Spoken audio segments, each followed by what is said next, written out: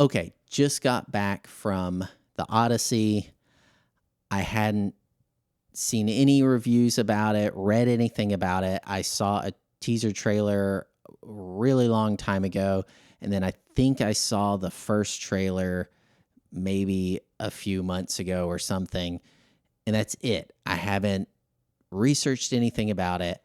I went in totally blind and watched the Odyssey. So this is my completely honest review of this film. And if you stick around, I'll let you know if I think it's worth watching and if I think it's worth going to the theaters and spending your money, spending your time to go see this film. So stick around and I'll let you know what I think. Okay, first, I just want to make a warning kind of disclaimer. Not about spoilers. I'm not going to spoil anything or anything like that. If you have trouble watching anything with animal cruelty, specifically dog abuse, I think you can still watch this film, but I just think you should know that there is some dog abuse in here that was pretty sad to watch. It's not a lot, it's just a little bit of the movie, but it is in there. So I just wanted to say that up front. So you all know, because I didn't see any warnings about that. And I know a lot of people have trouble watching films that have dog abuse in them. The other warning, and this might seem crazy, I don't have epilepsy or anything like that. I don't have seizures from flashing lights. But I went and saw this in the theater, and there was a storm scene when they're out at sea, and the lightning was wildly insane, like bright. Like, I've seen a lot of movies, and this one was like, I mean, I had to cover my eyes through most of that scene because it was like somebody taking a camera flash right in front of me and just, just flashing light straight into my eyes. I mean, it was like hard to watch. So if you are prone to seizures or anything like that, or have light sensitivity, just know it's not the whole movie, but there is a scene. I don't know, it's maybe like an hour into, or probably more like an hour and a half into the film. There are crazy bright flashes that last for about, I don't know, 6 or 7 minutes straight. So keep that in mind. And now here's my review.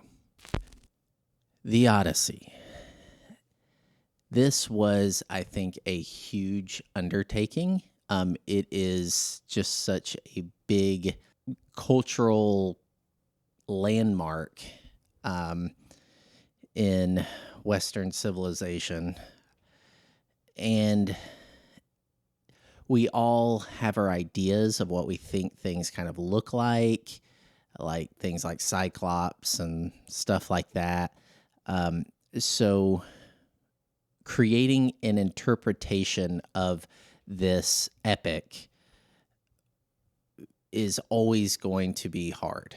So I definitely want to give credit and appreciation to Christopher Nolan and everybody who worked on this and made it happen. I love that films like this are getting made. I definitely appreciate it. I have some issues with it.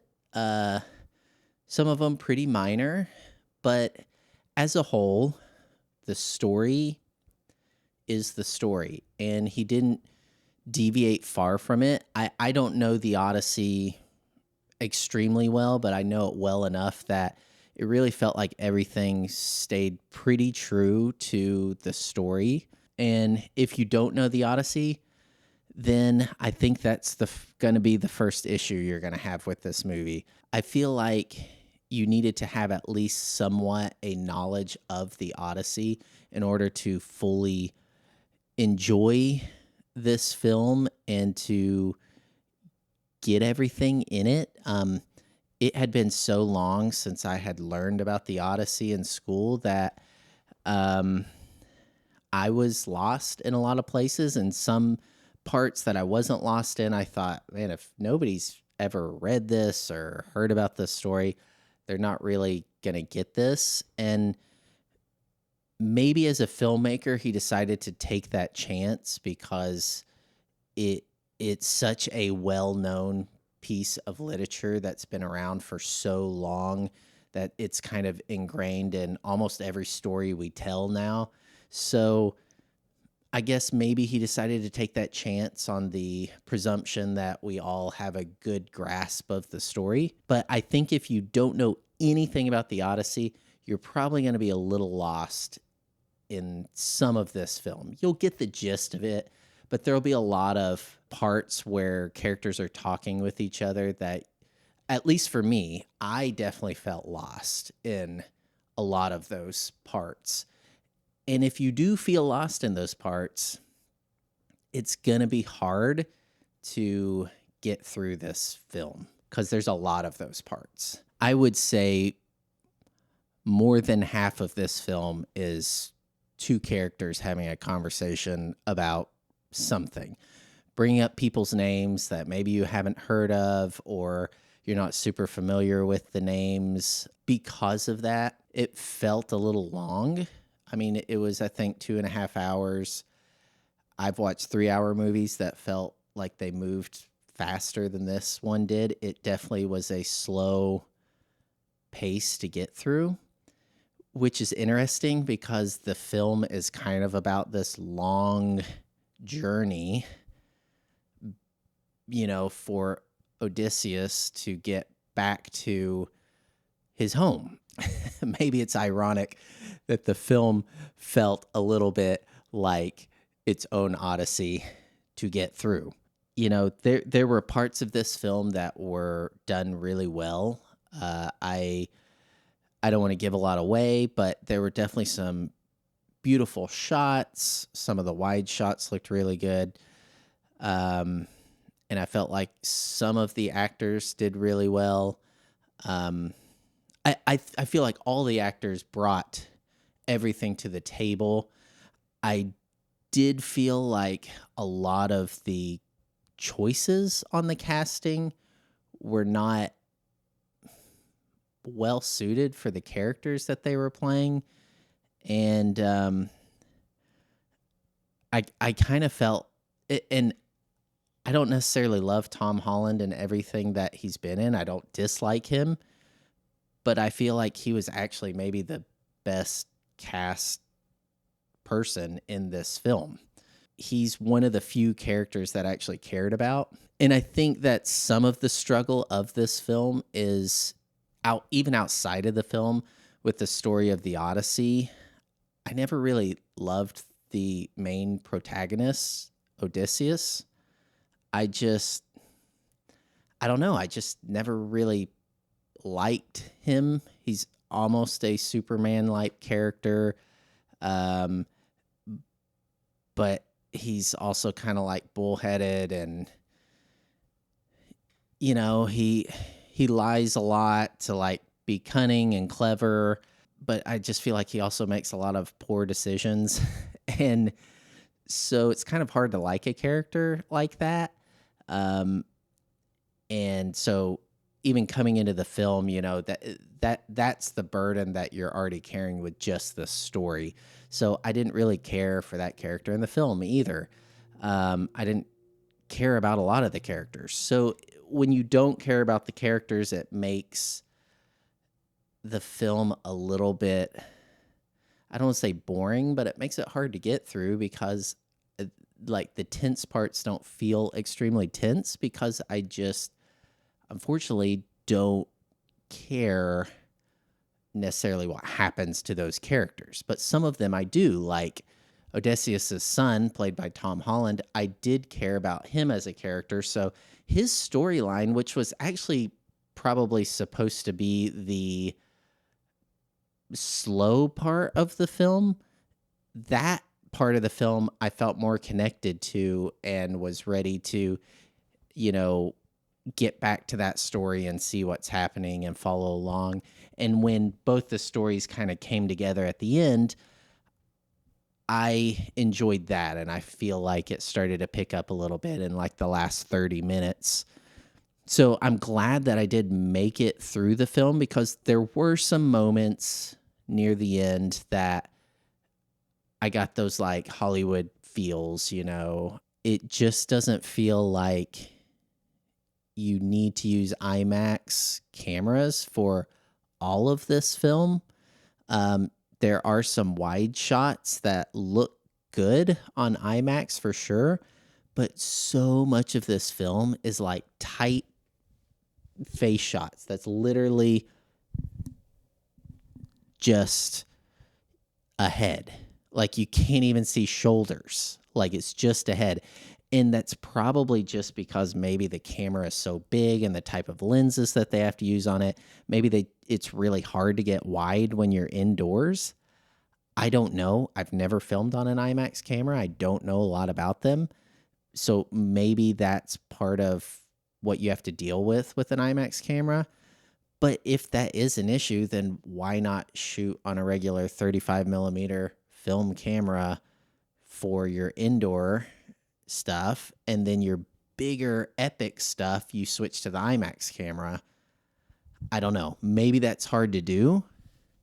Again, I don't know what the restrictions are in this situation, but it felt kind of pointless. Like most of this film was just some heads talking. I don't understand why he shot it in IMAX, and there weren't even enough of the big, beautiful, you know, landscape shots. Another big issue I had, speaking about cameras, is like when you're working on a film to this magnitude and you have the team that you have and the money that you have, like so much of this film was out of focus. Like literally, like the lens was out of focus, and most of them were close-up shots on people with dialogue. So you're watching it on a giant screen in a movie theater, like you're gonna notice like that they're just not hitting focus. And I don't know if the lens, like the minimal focal distance was not close enough, so they would have to like maybe back up with the camera to get it in focus because they couldn't get it. I don't know, but like it was noticeable. It was not just one scene, it was through the entire movie. And if this was an indie flick or a documentary or something like that, like it's like you would totally forgive that. But you're asking me to spend a bunch of money, go see a movie on the IMAX big screen, you know, like you're making it this huge, big blockbuster film that's coming out in the summer and spending so much money getting it made, and you're not getting the focus on people. You're not getting the focus right.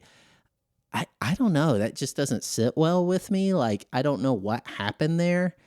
Um, and I guess maybe they couldn't do a lot of different takes, maybe because they're spending so much money on the film, and that was the take they liked, so they went with it even though it was out of focus. I get some of that, but like honestly, if you're spending all that money shooting on that super expensive film, you got to be nailing focus. Like you should be practicing so much before you hit record to make sure that you're nailing the focus ahead of time. So that was just like a nitpicking kind of, you know, fault that I'm bringing up, that if the film was amazing, I wouldn't be bringing that up. But because I didn't love the film, that's what I'm bringing up. The other one is like I just felt like the casting wasn't great.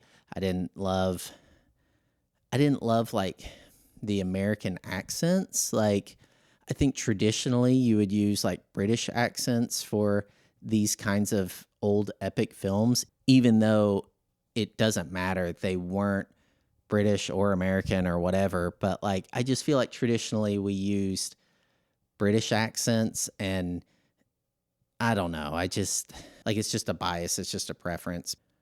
But I will say overall, the film was a slog to get through. It was slow. I didn't care about the characters. It just felt like really wasn't much going on. It was just like the main character and his few soldiers with him that just keep ending up in bad situation after bad situation after bad situation. And so by the time we get to the end, again, I don't want to give away anything. It does like I start to care a little more, but it takes 2 hours to get to that point. 2 hours is a lot to ask before I really start caring about a character. So that kind of leads me into answering the question, should you see this in the movie theaters or not? If you decide you're going to watch this, I honestly would watch it in the theaters, and not for the reason that Christopher Nolan thinks that you should go see it on an IMAX screen. But I feel like you need to go see this in a movie theater, because if you watch this at home and you're streaming, you're probably going to turn it off. You're probably going to get bored or not care that much about the characters, and you're probably going to want to skip it and go watch something else. So being in a movie theater, you are a captive audience. You've paid for that ticket price, and you're going to sit through it. And I think it gives you a payoff at the end. So I think that if you're going to watch it, it's worth it to watch it till the end. Was the payoff worth it enough to pay, a $20 or more admission fee? If you're going to IMAX, probably even more than that, to go in and sit and with trailers give 3 hours of your time. I honestly don't think it's worth all that money and all that time to watch. And I hate to say that, because I really respect that Christopher Nolan is using film and he tries to do things practically most of the time. Some of the things in this movie, I'm just not sure that they were practical. Like, I do feel like there was some digital in there. And I respect that, again, this is not just a big franchise movie, but it was still an epic film. So there is that. But if I set all of that aside and I just look at the film, and I didn't know who directed it, and I didn't know any other context around the film, then I would say, like, no, it's not worth spending the money and the time to go see it. It's not worth the hype. It's just not. Like,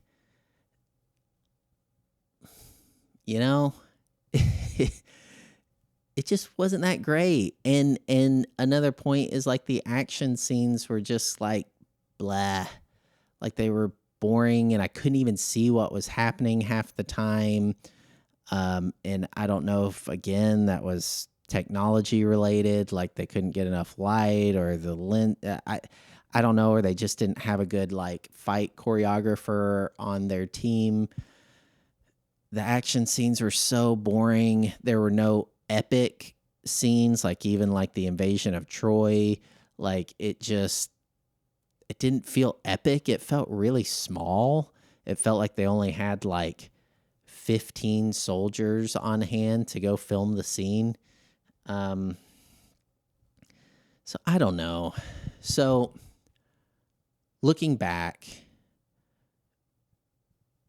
this is all fresh. This just happened. I have not watched any reviews about it. I've only seen one trailer for the movie.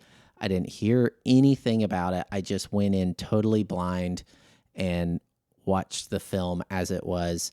And so my honest opinion was, it just wasn't that great. I don't think it's worth watching. I don't think it's worth spending the money to go see it in the movie theater. If you want to wait till it's on streaming and give it a try, then I would do that instead. I think there's probably other movies you could go see, maybe. I don't know. I haven't seen what else is in theaters right now, so maybe there's not any other good options. But, like, it's a lot of money to go see a movie now, and it's a lot of time. So that's just my brutal, honest opinion about it. And yeah, so Anyways, if you liked the film or didn't like the film, please let me know in the comments. Thank you guys for watching. If you enjoyed this, please give me a thumbs up. I'd love to know what you all think about the film, if you've seen it or if you've not seen it and you have any questions about it. I'm happy to answer them. Thanks again for watching, and I will see you on the next video.